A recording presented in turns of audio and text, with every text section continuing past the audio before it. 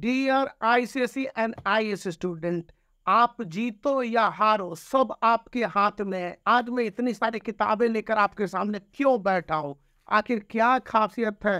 तो अभी एक 2 दिवसीय मीटिंग या कह लीजिए वर्कशॉप हुई थी, इसमें सीबीएसई और सीआईएसई दोनों के टीचरों ने भाग लिया था और डिस्कशन था क्रिटिकल थिंकिंग या एनालिटिकल थिंकिंग या बोर्ड एग्जामिनेशन 2024 कैसे उसको क्रैक किया जाए और टीचर क्या करें, स्टूडेंट कैसे पढ़ेंगे। तो जितनी बातें समझ आए मुझे उसके बाद से बुक काफी इंपॉर्टेंट लग रही नहीं है। अब श्योरिटी है कि ये बुक आपके लिए काफी ज्यादा इंपॉर्टेंट हो गई है। तो कैसे, चलिए मैं बताता हूँ और इन बुक को थोड़े से साइड कर देता हूँ। ये आईएएस के है और बाकी सब आईसीएसई के है। तो इसके साथ वहां पर कहा गया कि यदि किसी टीचर को आईसीएसई क्लास 10th के स्टूडेंट को पढ़ाने हैं और वो बोर्ड के एग्जाम को पढ़ाते हैं, इवन 9th और 11th के टीचरों के लिए भी कहा गया है कि स्टूडेंट को पढ़ाने से पहले आप इस बात की श्योरिटी कर ले कि क्या करने और क्या नहीं करने हैं। मतलब सीआईएसई का सिलेबस क्या है और पढ़ाने क्या है, आप प्रूफ स्क्रीन पर देख रहे होंगे। दूसरी और इम्पोर्टेंट बात बोली गई कि स्टूडेंट को मंथली चैप्टर वाइज पढ़ाने हैं, मतलब मंथ में स्प्लिट सिलेबस बनाने हैं। सीआईएसई का सिलेबस ओवरऑल सिलेबस पूरे साल का, लेकिन स्प्लिट ऑफ सिलेबस बना के एक रिवीजन सिलेबस भी प्रोड्यूस करने हैं। मतलब एक सिलेबस टीचर ने बनाया, पढ़ाया, एक सिलेबस स्टूडेंट ने पढ़ा और क्या उसका आउटपुट निकला। अगर ऐसा नहीं होगा तो 2024 के बोर्ड एग्जाम नहीं फेल करते नजर आएंगे। और उसके बाद बताया गया कि जब ये जो फुल फ्लेज सिलेबस को आप स्प्लिट अप सिलेबस करते हो तो आपको मंथली चैप्टर वाइज सब्जेक्ट को कवर करने हैं कि एक चैप्टर को किस तरह से आप कवर करते हो, चाहे वो बात फिजिक्स की हो या बात ज्योग्राफी की हो या बात हिस्ट्री और सिविक्स की हो या इवन मैथमेटिक्स की। साफ साफ बोला गया है कि आप एक चैप्टर को किस तरह से टैकल करोगे, स्टूडेंट को किस तरह से समझाओगे।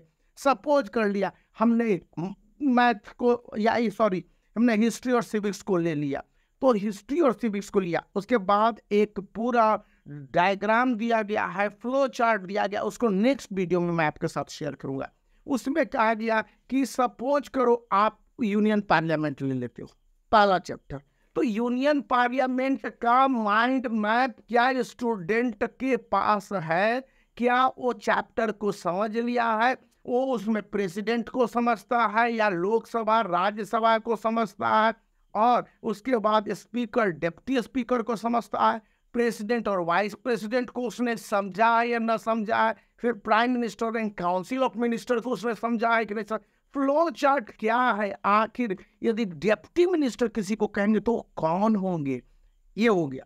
अब ये तो हो गई कि एक कंसेप्ट की बात। अब दूसरी बात यहाँ पर आ रही है कि एक चैप्टर को 2 तरह से डील करना है, सब्जेक्टिव, ऑब्जेक्टिव। सब्जेक्टिव में भी 3 प्रकार हो जाते हैं, 3 काइंड्स, और ऑब्जेक्टिव में भी आपके 7 टाइप्स हो गए हैं।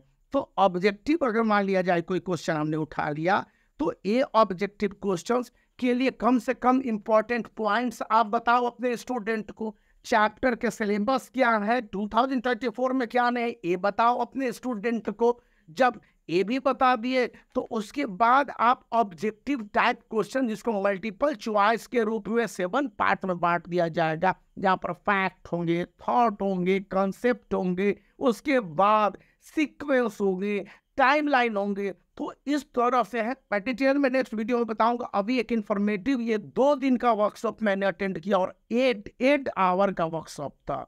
तो उसमें सुबह के चले जाइए 8 बजे और शाम में आप आ रहे हैं कितने बजे, बीच में थोड़े से लंच थे। तो वो पूरा नटसेल आपको दे रहा हूं कि ये आप बता देते हैं, क्योंकि इस बार 20 मार्क्स के एमसीक्यूज क्वेश्चन है स्टूडेंट सभी सब्जेक्ट में, आईसीएसई एंड आईएससी।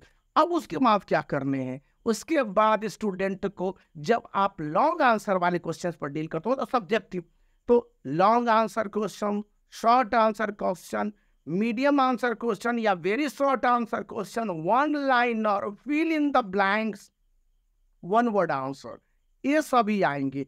और इनको टैकल करने के लिए आखिर स्टूडेंट को कौन से अप्रोच लेने होंगे, यानी कि आपको पढ़ाते समय चैप्टर को अंडरलाइन भी करवाने होंगे, पढ़ाते समय स्टूडेंट को फैक्ट्स भी याद करवाने के लिए कहने होंगे, सीक्वेंस वाइज भी याद करने होंगे, और वे पूरे टाइम लाइन और टाइम जोन देने होंगे कि हाँ आखिर एक जो इंसिडेंट हुआ उसके बाद जो दूसरा इंसिडेंट है उसमें, फिर यदि सुप्रीम कोर्ट पढ़ाते हैं तो यूनिटरी जुडिशरी सिस्टम है हमारे यहाँ, सुप्रीम कोर्ट से नीचे हाई कोर्ट, हाई कोर्ट के नीचे सिविल कोर्ट, और ये पूरा जो सिस्टम है जुडिशरी का उसको किस तरह से फॉलो करने हैं, ये अगर बताते हैं तब जाकर वो एनालिटिकल थिंकिंग या क्रिटिकल थिंकिंग वाले क्वेश्चंस बनेंगे स्टूडेंट से। और यही बताया गया, मैंने आपके साथ इतने बुक रख के शेयर किए ताकि आपको समझ में आ जाए। और यदि ऐसा बुक परचेज करना चाहते हो तो लिंक इस वीडियो के डिस्क्रिप्शन में है, और उस वर्कशॉप का प्रूफ आपको स्क्रीन पर दिखा दिया गया है।